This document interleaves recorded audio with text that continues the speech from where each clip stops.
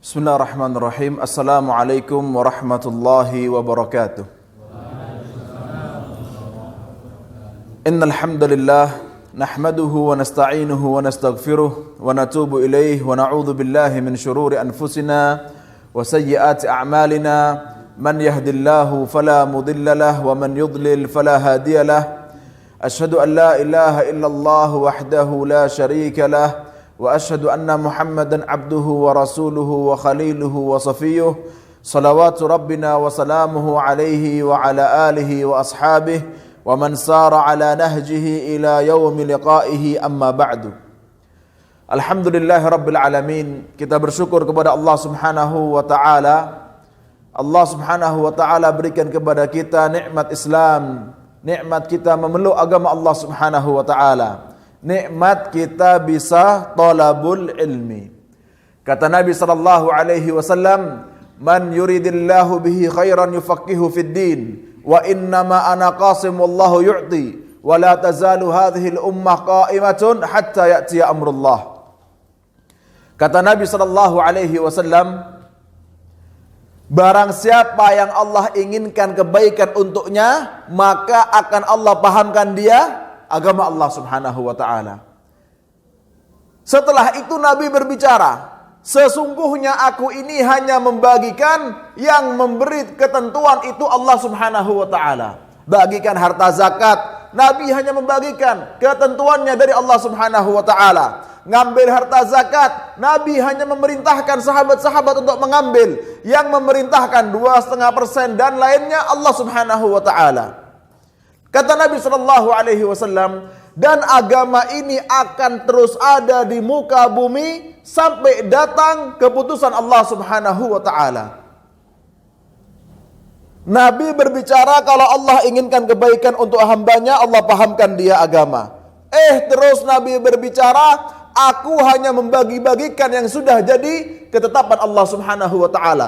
Kemudian Nabi berbicara, kalau umat Islam ini akan ada terus sampai datang ketentuan Allah subhanahu wa ta'ala. Bicara ilmu, bicara pembagian zakat, bicara tentang akhir zaman.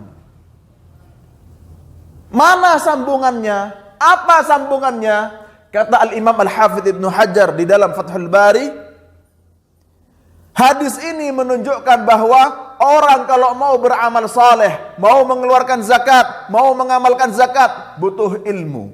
Orang kalau mau terus Islam, kalau terus mau ahlus sunnah wal jamaah, kalau terus mau istiqamah di akhir zaman, butuh kepada ilmu. Maka inilah fadilah untuk kita terus belajar ilmu, agar ibadahnya benar, sesuai dengan sunnah Nabi Muhammad SAW, agar kita terhindar dari fitnah-fitnah akhir zaman. Dan terlebih saat ini kita belajar tentang sirah nabawiyah untuk kita meniti, meniru jalan Nabi Muhammad SAW. Jamaah barakallahu fikum, saat ini kita membahas tentang kejadian-kejadian penting sebelum kelahirannya Nabi Muhammad SAW. Banyak kejadian penting sebelum kelahiran Nabi Muhammad SAW. Dan subhanallah, Allah jadikan sebelum lahirnya Nabi Muhammad itu ada kejadian-kejadian penting yang menunjukkan kalau di waktu itu akan terjadi sebuah kelahiran penting, kelahirannya Nabi Muhammad SAW. Jamaah barakallahu fikum. Yang pertama, kisahnya Abdul Muttalib menggali sumur Zamzam.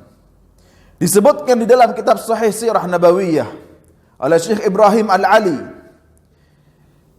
bahwa Abdul Muttalib mimpi di rumahnya. Beliau tidur di kamarnya dan beliau mimpi. Ada yang mendatangiku, kata Abdul Muttalib. Kemudian orang ini berkata, ihfir tibah, galilah kebaikan. Kemudian Abdul Muttalib bertanya, apakah itu tibah? Maka orang ini pergi. Besoknya Abdul Muttalib tidur di rumahnya, datang lagi orang dalam mimpi. Kata orang ini, ihfir barrah, galilah kebaikan. Abdul Muttalib bingung, apa maksudnya menggali kebaikan? Wamal barrah, apa maksudnya kebaikan? Orang ini pergi lagi. Kemudian di hari yang ketiga, Abdul Muttalib mimpi dan ada yang berkata di dalam mimpinya, ihfir al-madnunah. Galilah hal yang istimewa. Galilah sebuah hal yang sangat bermanfaat. Galilah sebuah hal yang sangat-sangat berharga. Kemudian Abdul Muttalib berkata, wamal madnunah. Apa maksudnya menggali hal yang berharga? Kemudian orang ini pergi. Dan di hari keempat, Abdul Muttalib mimpi dan orang itu datang. Orang itu datang, sosok itu datang dan berkata kepada Abdul Muttalib, ihfir Zamzam. Galilah Zamzam. Abdul Muttalib bingung juga apa yang dimaksud dengan Zamzam. Apa maksudnya Zamzam? Orang-orang Arab terdahulu tahu dengan Zamzam, tapi mereka cuma taunya ini sejarah. Karena Zamzam itu sudah dikubur sama Bani Jurhum. Dan ketika mereka pindah ke Yaman, sudah bertahun-tahun, puluhan ratusan tahun, sudah menjadi cerita bagi orang-orang Arab. Dulu di Mekah, dulu di dekat Ka'bah ada Zamzam. Kata Abdul Muttalib kepada orang yang datang kepada mimpinya, wama Zamzam. Apa maksudnya gali Zamzam? Sudah enggak ada Zamzam. Zamzam itu cuma cerita. Kemudian dikatakan kepadanya, la tanzifu abadan wa la tudham. Zamzam itu enggak bakal habis sampai hari akhir. Tuskil hajijal a'zam. Zamzam ini yang akan memberikan minuman kepada orang-orang yang haji yang jumlahnya sangat banyak. Wahya bainal farthi wad dam. Zamzam ini berada di antara kotoran dan darah. Inda nukratil ghurabil a'sam.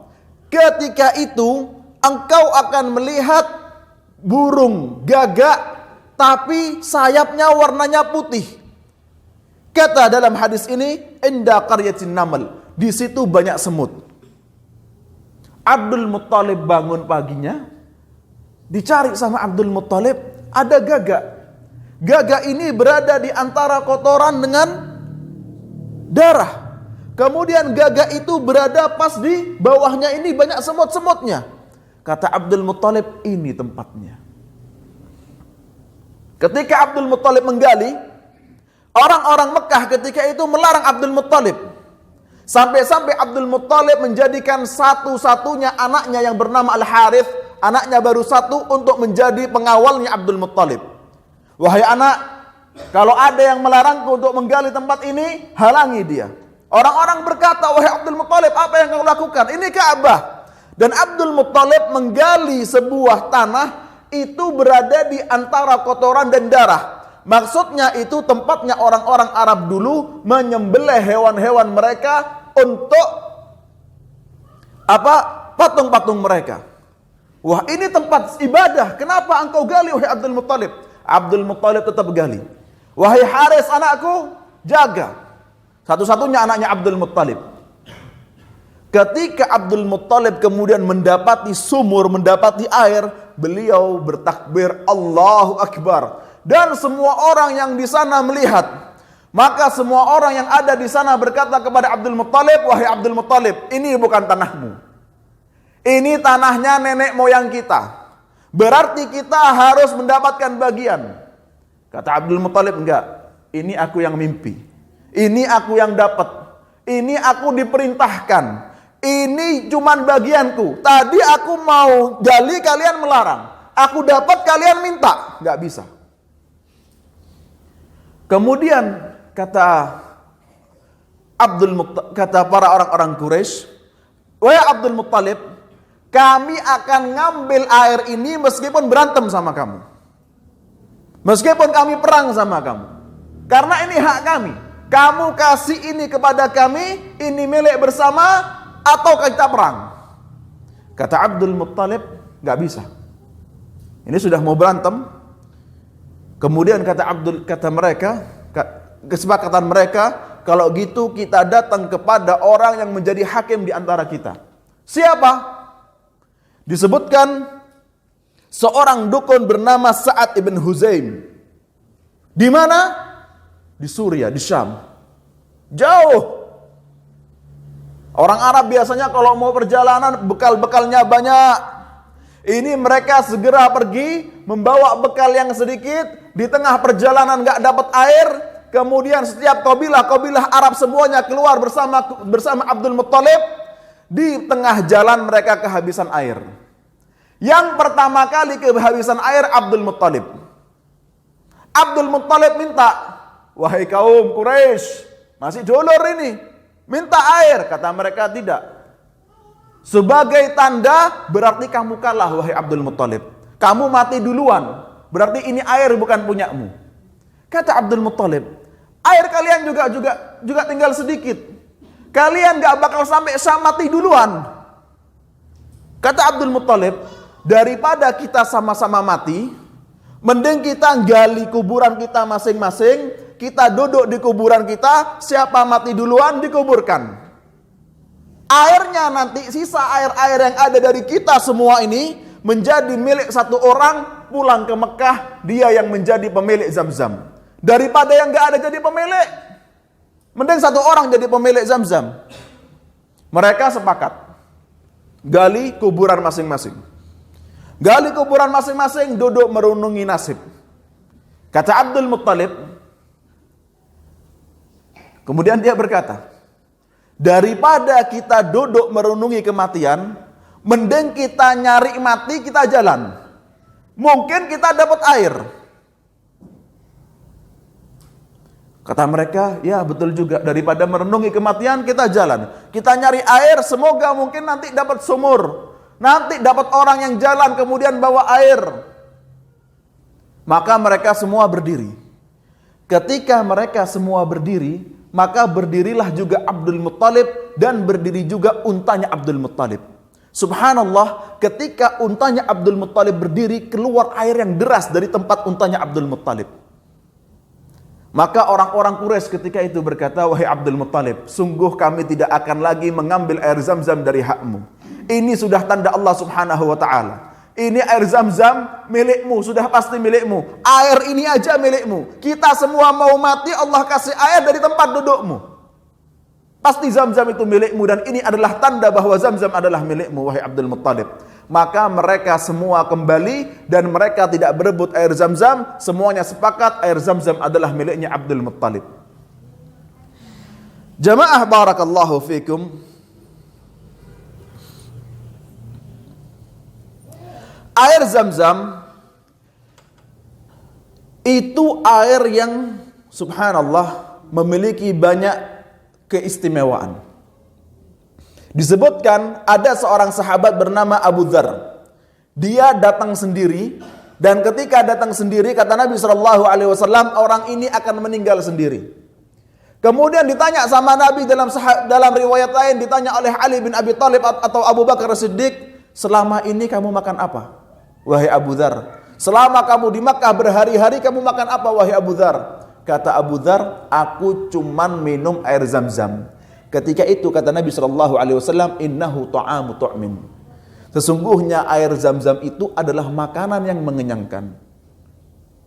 Cuman air Zam-Zam yang disebut kata Nabi SAW sebagai makanan. Padahal jelas ada syarab, ada ta'am, ada minuman, ada makanan. Tapi minuman yang satu ini kata Nabi SAW ini adalah makanan. Jadi kalau umroh nggak usah takut lapar jamaah ya. Umroh saya ikut paket tanpa makan. Cuman travelnya nggak tanggung jawab. Jamaah barakallahu fikum. Kemudian air Zam-Zam ini di dalam sebuah riwayat yang sahih diriwayatkan oleh Al-Imam Ad-Daruqutni dan Al-Imam Al-Hakim, disahihkan oleh Al-Imam Ad-Dimyati dan juga Al-Imam Al-Hafidh Al-Iraqi. Nabi SAW bersabda, ma'u Zam-Zam lima syuriba lahu. Air Zam-Zam itu tergantung niat orang yang meminumnya. In syaribtahu litastasfi syafaqallah. Kalau kamu minum air Zam-Zam niatnya untuk sembuh, maka Allah akan menyembuhkanmu. Wa in syaribtahu lisab'ika asba'akallah. Kalau kamu minum agar Allah kenyangkan, maka Allah akan kenyangkan kamu. Wa in syaribtahu liqat'i dham'ika qata'ahu Allah. Kalau kamu minum air Zam-Zam supaya enggak haus, maka Allah akan hilangkan haus dari dirimu. Wahia hazmatu Jibril. Ini kata Nabi SAW, air Zam-Zam itu adalah bekas kepakan. Apa Pak? Kepakan. Bekas kepakan apa? Sayapnya Jibril alaihi salam. Wasuqyallahu Ismail, dan itu adalah air yang Allah memberikan minum Nabi Ismail alaihi salam. Ketika Nabi Ismail datang ke sebuah tempat yang enggak ada air sama sekali, enggak ada tumbuhan sama sekali, ketika mereka hanya tawakal, kemudian Allah berikan kepada Nabi Ismail alaihi salam dan ibundanya air Zam-Zam. Jamaah barakallahu fikum. Imam Ibnu Hajar ditanya, kenapa engkau cerdas wahai Imam? Kata Imam Ibnu Hajar, karena aku selalu minta kecerdasan kepada Allah ketika minum air Zam-Zam. Dan oleh karenanya ketika minum air Zam-Zam ada doa yang disunahkan oleh Nabi SAW. Jangan langsung Bismillah, apalagi gak pakai Bismillah. Tapi bacanya, Allahumma inni as'aluka ilman nafi'a wa rizqan tayyiba wa shifaan min kulli da'in. Biasanya kan doa Allahumma inni as'aluka ilman nafi'a wa rizqan tayyiba wa amalan mutaqabbala. Ini wa amalan mutaqabbalanya diganti wa shifaan min kulli da'in. Artinya ya Allah, aku memohon kepadamu kesembuhan dari segala penyakit.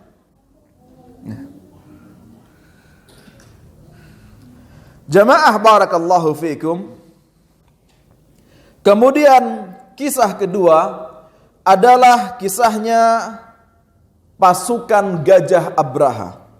Kata Allah Subhanahu wa taala, alam tara kaifa fa'ala rabbuka bi ashabil fil alam yaj'al kaidahum fi tadlil wa arsala alaihim tayran ababil tarmihim bihijaratin min sijil faja'alahum ka'asfim ma'kul. Allah Subhanahu wa taala menyebutkan dalam ayat ini, bukankah engkau telah melihat apa yang telah diperbuat Tuhanmu kepada pasukan gajah? Sesungguhnya Allah Subhanahu wa taala jadikan tipu daya orang-orang pasukan gajah itu kesesatan bagi mereka, petaka bagi mereka. Wa arsala alaihim tayran ababil. Allah kirim kepada mereka burung-burung ababil yang menghujani kepada mereka batu-batu dari neraka sijil. Faja'alahum ka'asfim ma'kul. Maka Allah jadikan mereka seperti yang dimakan. Dikit sedikit habis. Kayak apa jemaah? Lepra. Dikit sedikit, setiap kali habis dikit kemudian bernanah. Habis dikit lagi bernanah, habis dikit lagi bernanah. Jamaah barakallahu fikum. Ketika Nabi SAW berada di Hudaybiyah, jalan ke Hudaybiyah, berada di suatu tempat, Nabi SAW untanya itu enggak mau jalan. Kemudian sahabat-sahabat yang lain melihat untuk menjalankan kuda Nabi SAW. Kemudian mereka berkata, wah kuda ini sudah enggak mau jalan. Kata Nabi SAW, kuda ini bukan sudah tidak mau jalan, melainkan kuda ini telah dihentikan oleh yang menghentikan pasukan al-fil. Maka itu menunjukkan bahwa sedang berada di suatu tempat supaya tidak memasuki tempat itu. Nama tempatnya adalah Mughammas. Antara Muzdalifah dengan Arafah itu ada tulisan segera jalan, cepat jalan, jangan duduk di sana. Kalau kita artikan segera jalan. Kenapa? Karena tempat antara Muzdalifah dengan Arafah itu ada tempat yang itu adalah Mughammas, tempat Allah Subhanahu wa taala mengazab pasukan Al-Fil. Jamaah barakallahu fikum. Di dalam As-Sirah An-Nabawiyah dari Abu Hatim, beliau menjelaskan bahwa di Yaman ada seseorang raja yang sangat keras dan sangat kuat. Disebut namanya Abraha. Abraha ini membangun sebuah gereja yang sangat besar dan agung dan megah di kota Son'a, diberi nama Kullais. Diberi nama Kullais. Kemudian ketika Abraha ini dalam kekuatannya yang sangat besar, dia mau menuju ke Hijaz. Tahu kalau Abraha ini mau menghancurkan Ka'bah, orang-orang Arab nggak terima. Ada kerajaan besar di Yaman, kerajaan Himyar, yang diketuai oleh Dzunafar. Maka Dzunafar memerangi Abraha. Tapi Abraha mengalahkan Dzunafar. Dzunafar mau dibunuh. Kemudian Dzunafar berkata, "Ayyuhal malik, la taqtulni." Wahai raja, janganlah engkau bunuh aku. Fa inna istibqa'i khairun laka min qatli. Sesungguhnya engkau membiarkanku hidup lebih baik daripada engkau membiarkanku mati. Fastabqahu wa awthaqahu. Maka Abraha menjadikan Dzunafar ini tetap hidup, bahkan diberi kesempatan dan diberi kepercayaan. Jalan bareng bersama Abraha ke Ka'bah. Awalnya Dzunafar ini Raja Himyar memerangi Abraha karena Dzunafar ini orang Arab yang memuliakan Ka'bah. Tapi kalah, akhirnya malah jadi tawanan perangnya Abraha. Kemudian sampailah mereka kepada tempat Khath'am, kabilahnya Khath'am. Maka orang-orang Khath'am dan juga kabilah-kabilah di sekitar Khath'am, mereka semua keluar untuk memerangi Abraha. Karena mereka orang-orang Arab yang memuliakan Ka'bah. Meskipun musyrikun, mereka kalah. Khath'am ini kalah.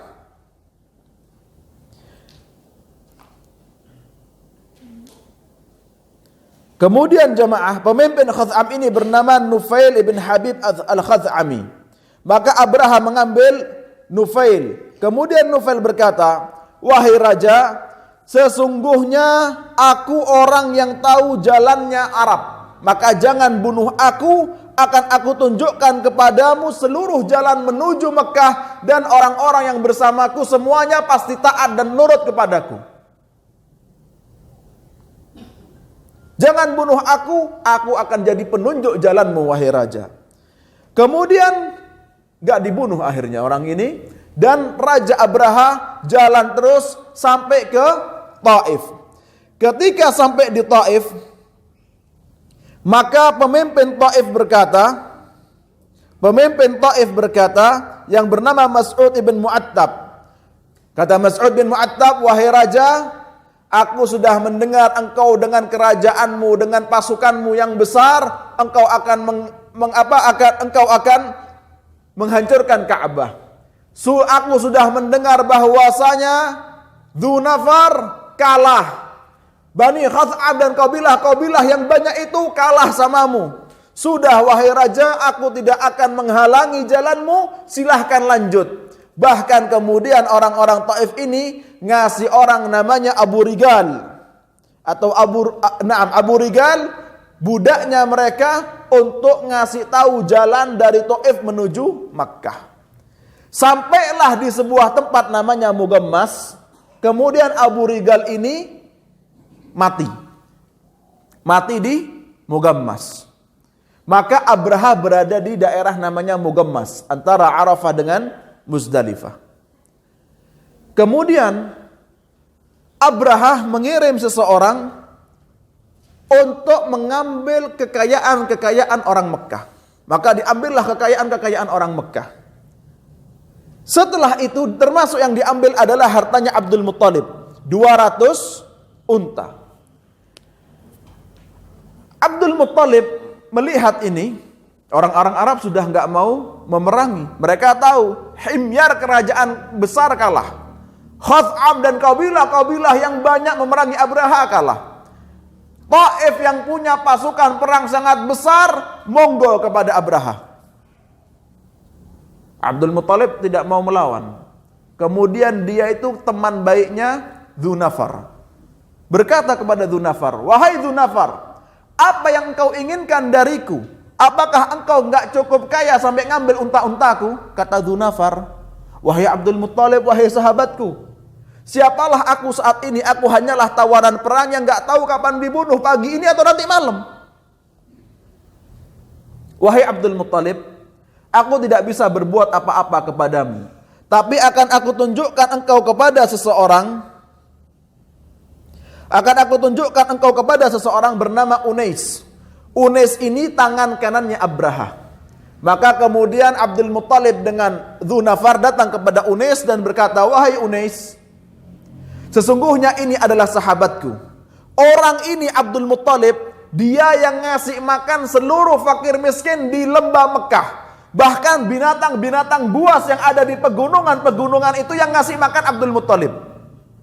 Abdul Muthalib ini sekarang hartanya 200 ekor unta sedang diambil. Wahai Unais, tolong sampaikan kepada Abraha untuk menerima Abdul Muthalib ketemu dengannya." Maka Unais berkata, "Wahai Abraha, ini ada pemimpinnya orang Quraisy ingin bertemu denganmu." Maka masuklah Abdul Muthalib. Ketika Abdul Muthalib masuk, Abraha ini tercengang kepada Abdul Muthalib. Karena Abdul Muthalib orangnya tinggi, besar, keker, gagah, putih, ganteng. Sampai-sampai kata Abraha, "Duduk di singgasanaku sini." Kan raja duduknya nggak di bawah, di singgasana mewah. Tapi Abdul Muthalib duduknya di bawah. Karena begitu menawannya dan karena begitu menawannya Abdul Muthalib, karena begitu terhormatnya Abdul Muthalib, sampai-sampai Abraha ini ikut duduk di bawah. Raja duduk di bawah karena menghormati Abdul Muthalib. Kemudian kata Abraha, "Gimana? Apa yang mau kau ucapkan wahai Abdul Muthalib?" Kata Abdul Muthalib, "Kamu ngambil 200 ekor untaku, kembalikan." Kaget raja ini. "Wahai Abdul Muthalib, sesungguhnya aku telah melihatmu dan aku terkesan denganmu. Dan engkau duduk di bawah sampai-sampai aku ikut duduk di bawah mengikuti caramu." Kata Abdul Muthalib, "Terus kenapa?" Kata Abraha, "Aku datang ke Mekah untuk menghancurkan rumah yang engkau muliakan, yang seluruh orang Arab muliakan, yang seluruh orang Arab datang ke rumahmu untuk memuliakan rumah ini. Kemudian engkau cuma minta 200 unta?" Maka kata Abdul Muthalib dengan tawakal yang tinggi, "Tawakal ya jamaah." Kata Abdul Muthalib, "Sesungguhnya aku adalah pemilik 200 unta, maka 200 unta ini adalah urusanku. Sedangkan Ka'bah ini adalah milik Allah Subhanahu wa taala. Dialah yang akan menjaga Ka'bah." Kata Abdul Muthalib, "Kalau Allah nggak bisa jaga Ka'bahnya, gimana saya mau bisa jaga Ka'bah?" Maka kemudian Abdul Muthalib bersama orang-orang Quraisy berkata, Abdul Muthalib berkata kepada orang-orang Quraisy, "Wahai orang-orang Quraisy, aku telah melihat langsung bagaimana kekuatan keganasan Abraha dengan pasukannya. Sudah, kita nggak mungkin menang." Maka kemudian Abdul Muthalib memegang pintu Ka'bah, gagang pintu Ka'bah, dan Abdul Muthalib berdoa, "Ya Allah, sesungguhnya ini adalah rumahmu. Apabila memang rumah ini adalah rumahmu, maka jagalah rumahmu sendiri, ya Allah." Kemudian Abdul Muthalib pergi ke pegunungan dan nungguin Abraha masuk menghancurkan Ka'bah. Ternyata Abraha di Mugammas itu ketika dia menggerakkan gajah-gajahnya menuju Ka'bah, gajah-gajahnya itu enggak jalan. Dipecuti, di apa enggak jalan. Kemudian coba diputer, diputer lari. Kemudian diputer lagi, diam. Diputer lagi, membelakangi Ka'bah, lari lagi. Diputer lagi menuju Ka'bah, langsung diam. Diputer lagi menuju Yaman, lari lagi. Ketika itu kemudian Allah Subhanahu wa taala mengirim burung-burung ababil.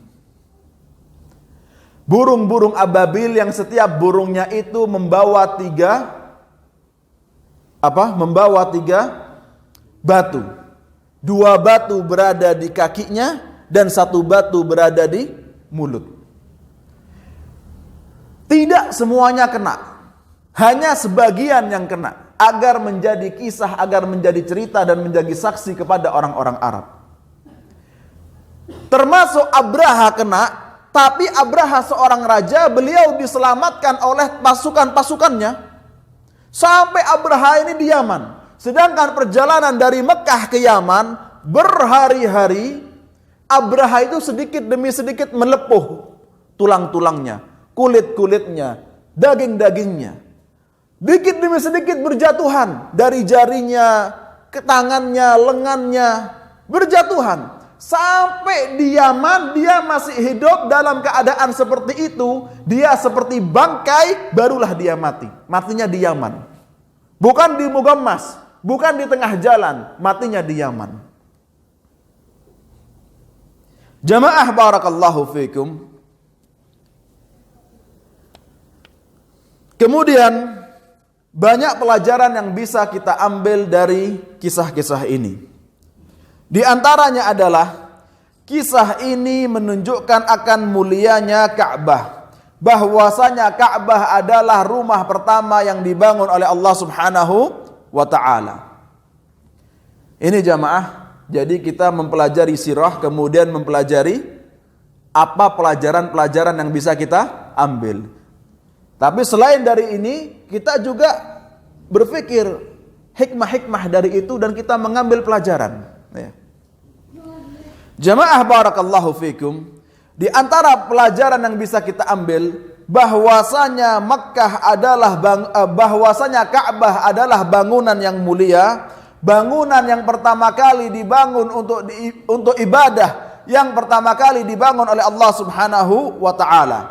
Bahkan disebutkan di dalam Al-Bidayah wan Nihayah bahwa Ka'bah itu sudah ada dari diciptakannya bumi. Pondasinya sudah ada dari diciptakannya bumi. Pertama kali yang membangunnya Nabi Ibrahim alaihissalam.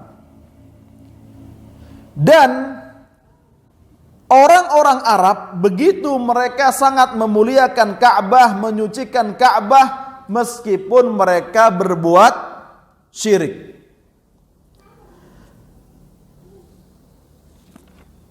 Jamaah barakallahu fikum. Faedah yang kedua yaitu bahwasanya Nasara, Abraha ini agamanya Nasrani. Bahwasanya Nasara menunjukkan bencinya kepada Islam, bencinya kepada Makkah dan bencinya kepada orang-orang Arab yang mereka memuliakan Ka'bah. Kata Allah Subhanahu wa taala, "Alam yaj'al kaidahum fi tadlil." Bukankah Allah Subhanahu wa taala telah menjadikan tipu daya mereka, makar mereka menjadi petaka bagi mereka sendiri. Kata Al-Imam Ar-Razi, kaid itu artinya menginginkan keburukan secara diam-diam. Imam Ar-Razi ditanya, "Ya Imam, bagaimana engkau mengatakan orang-orang Nasrani, bagaimana engkau mengatakan Abraha menginginkan keburukan secara diam-diam, padahal sudah jelas-jelas Abraha ini ingin menghancurkan Ka'bah. Apanya yang diam-diam?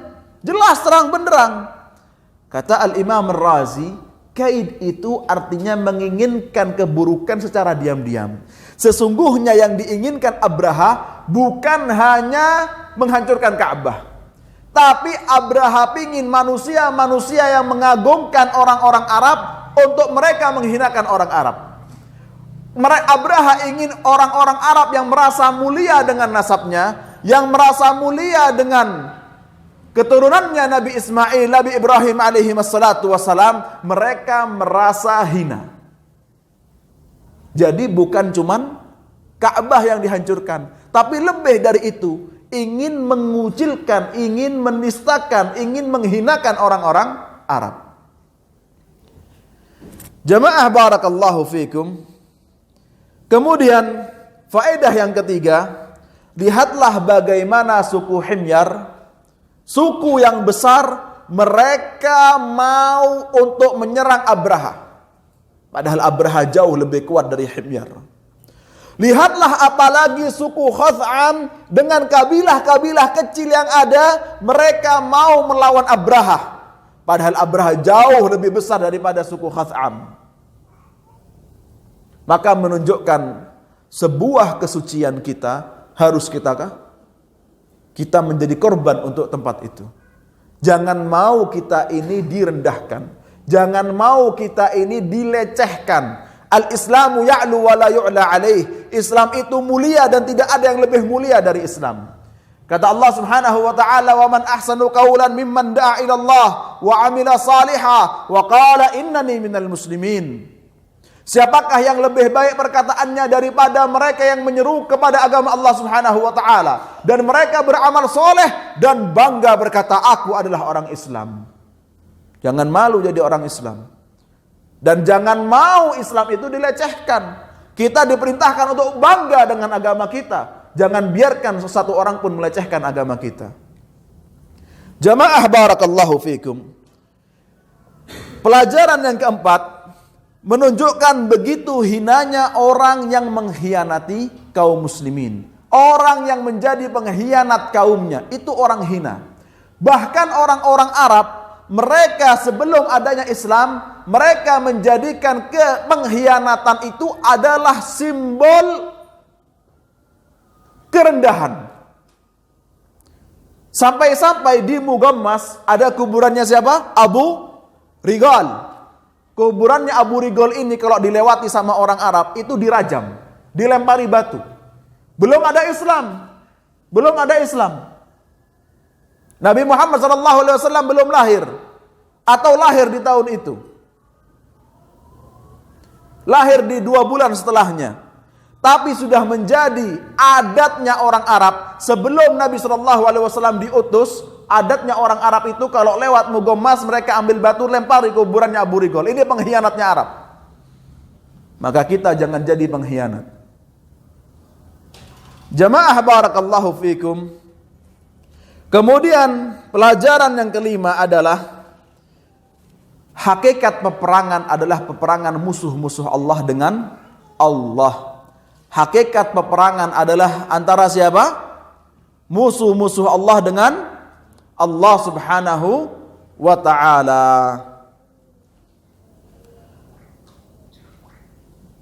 Sebagaimana kata Abdul Muttalib, "Sanukhalli bainahu wa bainal bait." Akan kami biarkan antara Abraha dengan Ka'bah. Fa in khallallahu bainahu wa bainahu fa wallahi ma lana bihi quwwah.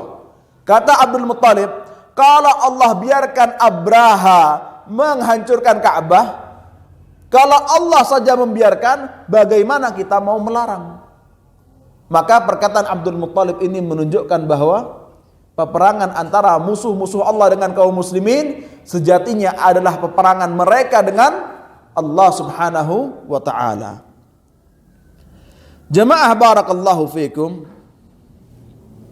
Kata Al-Imam Al-Qashani, kisah pasukan gajah ini sangatlah masyhur dan kejadiannya dekat sekali dengan kelahiran Nabi Muhammad sallallahu alaihi wasallam. Maka itu adalah salah satu tanda-tanda dari kekuasaan Allah Subhanahu wa ta'ala dan menjadi tanda bahwa Allah Subhanahu wa ta'ala benci, marah kepada orang yang berani melawan takdir Allah Subhanahu wa ta'ala. Dekat dengan Nabi Muhammad sallallahu alaihi wasallam. Ketika Nabi Muhammad lahir, orang Arab tahu. Ketika Nabi Muhammad sallallahu alaihi wasallam diutus menjadi nabi, orang-orang Arab tahu. Awas, hati-hati. Melecehkan Nabi Muhammad SAW, hati-hati menjadi seperti ashabul fil yang melecehkan Ka'bah. Menentang dakwah Nabi Muhammad SAW, orang Arab tahu, hati-hati menjadi seperti ashabul fil yang telah menentang dakwahnya Ka'bah. Jamaah barakallahu fikum. Kemudian faedah yang keenam adalah bahwasanya orang-orang Arab mereka sangat memuliakan Ka'bah dan orang-orang yang ada di sekitarnya. Sampai-sampai mereka berkata, hum ahlullah, qatarallahu anhum wa kafahumul adu. Orang-orang Quraisy itu mereka adalah keluarga Allah Subhanahu wa taala. Allah Subhanahu wa taala membunuh pasukan Abraha karena mereka. Allah Subhanahu wa taala mengalahkan pasukan Abraha dari orang-orang Quraisy. Di mana-mana kalau perang campur. Di mana-mana kalau perang ketemu. Ini perangnya Quraisy lain. Duduk di atas gunung nungguin orang-orang Abraha ini hancur. Oleh karenanya sampai-sampai orang-orang Arab berkata ketika itu mereka lebih memuliakan orang-orang Quraisy. Mereka sudah memuliakan orang-orang Quraisy sebagai keturunan Nabi Ismail alaihissalam. Tapi mereka lebih lagi memuliakan orang-orang Quraisy semenjak peristiwa pasukan gajah. Kata orang-orang Arab, ini keluarganya Allah ini. Kata orang Arab, Allah saja bantu mereka melawan musuh. Mereka diam, musuhnya kalah semuanya. Jamaah barakallahu fikum. Padahal ketika itu orang-orang Arab banyak yang masih agamanya Nasara. Masih mending kalau Nasrani masih mending ketika itu daripada yang menyembah patung. Tapi sudah diagung-agungkan sama orang-orang Arab seluruhnya, mereka mengagungkan Quraisy. Padahal Quraisy nyembah patung. Sebagian agamanya Nasrani. Tapi Nasraninya juga banyak yang terkena khurafat dan tahrifat dan diganti-ganti agamanya. Na'am jamaah barakallahu fikum. Kemudian faedah pelajaran yang ketujuh adalah kisah Ashabul Fil ini menunjukkan bahwa dekatnya di zaman kenabian Nabi Muhammad sallallahu alaihi wasallam. Kisah Ashabul Fil ini Allah Subhanahu wa taala memusnahkan Ashabul Fil itu kaitannya adalah karena di zaman itu untuk memuliakan Nabi Muhammad sallallahu alaihi wasallam. Dari mana kita tahu? Yang pertama, Nabi Muhammad sallallahu alaihi wasallam lahir 50 hari setelah kejadian Fil. Berarti ketika kejadian Fil, Nabi Muhammad sallallahu alaihi wasallam dalam kandungan ibunya dan beliau lahir setelah ayahnya wafat. Kalau dalam keadaan kalau Ashabul Fil ini jadi menang, maka Nabi Muhammad sallallahu alaihi wasallam lahir dalam keadaan budak. Maka sejatinya Allah Subhanahu wa taala memusnahkan Ashabul Fil itu untuk melindungi Nabi Muhammad sallallahu alaihi wasallam dari perbudakan. Maka Nabi kita adalah orang yang mulia, orang yang merdeka dari lahir sampai meninggal beliau sallallahu alaihi wasallam. Kemudian faedah yang kedua adalah memuliakan nasabnya Nabi Muhammad sallallahu alaihi wasallam. Orang-orang Quraisy ketika itu kita sebutkan barusan bahwa orang-orang Arab memuliakan orang-orang Quraisy lebih dari sebelumnya. Dan orang-orang Quraisy menjamu orang-orang Arab lebih daripada sebelumnya. Disebutkan sebelumnya orang-orang Quraisy itu enggak jamu jamaah haji. Tapi ketika semenjak pasukan Al-Fil datang dan dihancurkan oleh Allah Subhanahu wa taala, setiap musim haji orang-orang Quraisy mengeluarkan hartanya mereka pribadi, beli minuman, beli makanan untuk seluruh orang Arab yang datang haji. Maka orang-orang Arab semakin memuliakan Quraisy. Mereka ini tamu, nggak kenal, nggak apa, nggak tahu, datang nggak bawa uang, nggak bawa makanan, dikasih makan. Nggak bawa baju, dikasih baju. Haus, dikasih minum. Nggak punya tempat tinggal, dikasih tempat tinggal sama orang-orang Quraisy. Maka orang-orang Arab semuanya memuliakan orang-orang Quraisy. Kemudian setelah orang-orang Quraisy ini lahirlah Nabi Muhammad SAW. Setelah orang-orang Quraisy ini dimuliakan oleh orang-orang Arab, dari Quraisy ini Allah utus seorang yang menjadi Nabi Allah Subhanahu wa ta'ala. Maka pasukan fil ini, kejadian ini menunjukkan bahwa Allah Subhanahu wa ta'ala sedang menyiapkan kemuliaan untuk Nabi Muhammad sallallahu alaihi wasallam. Jamaah barakallahu fikum. Kemudian faedah yang ke-9 adalah kejadian Ashabul Fil ini menjadi sebuah sejarah di Arab. Sampai-sampai orang Arab menyebutkan waqa'a hadza amul fil. Oh, pernah terjadi sesuatu. Kapan terjadinya? Amul fil, tahunnya fil, tahun gajah. Nabi SAW lahir kapan? Tahun gajah. Jadi orang Arab itu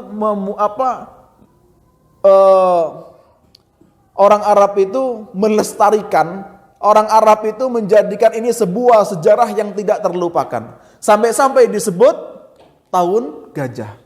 Nabi lahir tahun gajah, ada peristiwa kapan peristiwanya tahun gajah. Ada orang lain lahir kapan lahirnya tahun gajah. Naam jamaah barakallahu fikum. Itulah yang bisa disampaikan pada kesempatan kali ini. Semoga menjadi ilmu yang bermanfaat. Kemudian saya izin mengumumkan sebuah hal. Alhamdulillah pesantren saya sudah membuka pendaftaran untuk MTS. Dulu nama pondoknya Darul Hijrah, diasuh oleh Ustadz Nugroho. Sekarang saya ganti nama pondoknya menjadi Pondok Nugroho. Ya. Kemudian kita lebih fokus kepada pembelajaran bahasa Arab, fikih dan juga tahfidzul Quran. Tahfidzul Quran dalam 3 tahun. Di tahun pertama hanya belajar bahasa Arab, selain pelajaran wajib MTS berijazah resmi negara. Kemudian di tahun pertama itu belajar bahasa Arab, fokusnya ke bahasa Arab, tidak fokus kepada yang lain.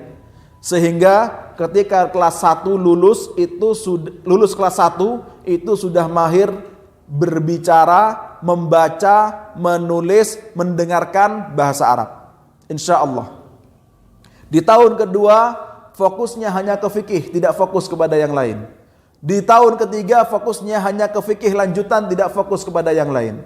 Jadi saya meniru cara ulama belajar. Ulama kalau belajar itu, kalau lagi belajar bahasa Arab nggak belajar yang lain. Kalau lagi belajar fikih nggak belajar yang lain. Belajar sirah nggak belajar yang lain.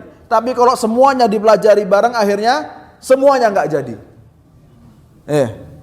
Oleh karenanya kata guru saya Syekh Ahmad ibn Ali al-Makrami, dahulu para ulama wa yashhadullah, dan Allah bersaksi dan Allah melihat, saya dan teman-teman saya yang menjadi ulama, kata Syekh Ahmad ibn Ali al-Makrami, kita dahulu duduk 2 tahun belajar hadis, kita paham hadis, kita hafal ribuan hadis. Kita duduk 2 tahun Al-Quran, kita sudah hafal Al-Quran dan membaca banyak tafsir Al-Quran.